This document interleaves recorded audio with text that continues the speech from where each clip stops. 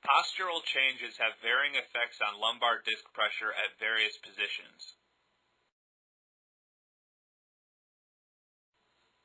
Disc pressure and stress on the lumbar spine is at its lowest when you are lying flat on your back in the supine position.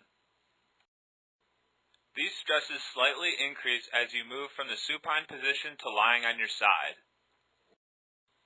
100 kilograms of pressure is measured on the disc of the lumbar spine when you are standing in the upright position. When leaning forward from the standing position, the pressure increases to 150 kilograms.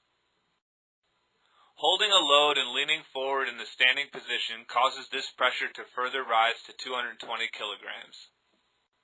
A non-load-bearing position of sitting upright will place 140 kilograms of pressure on the lumbar discs. Leaning forward from this position then raises the pressure to 185 kilograms. And finally, the highest pressure that is placed on the disc of the lumbar spine occurs when you are in the seated position and leaning forward while bearing weight. The idea is to hold this weight closer to the body to reduce the pressure being placed on the discs. Intradiscal pressures associated with the seated positions and postural changes have proven to be greater in comparison to the same position performed while standing.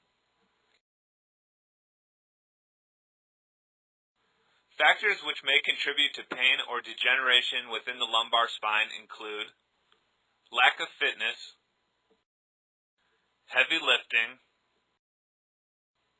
operating motor vehicles such as driving a semi-truck, prolonged sitting, operating vibrating tools, and a history of cigarette smoking, which is known to cause disc degeneration. Job dissatisfaction or lack of interest in your profession are psychological factors which also may play a role in the development of lower back problems. The straight leg raise test or tension sign indicates possible disc herniation. In classic sciatica, a herniated disc is indicated to be on the opposite side of the leg which is raised.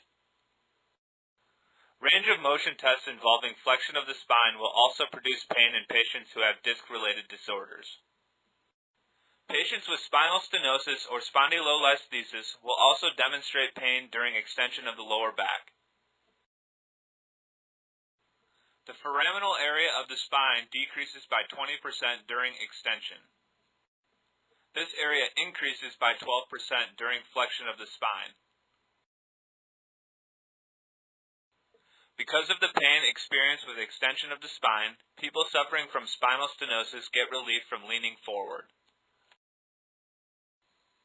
The Faber test is helpful in determining the presence of SI joint problems. The purpose of this test is to stretch the SI joint in order to reproduce pain.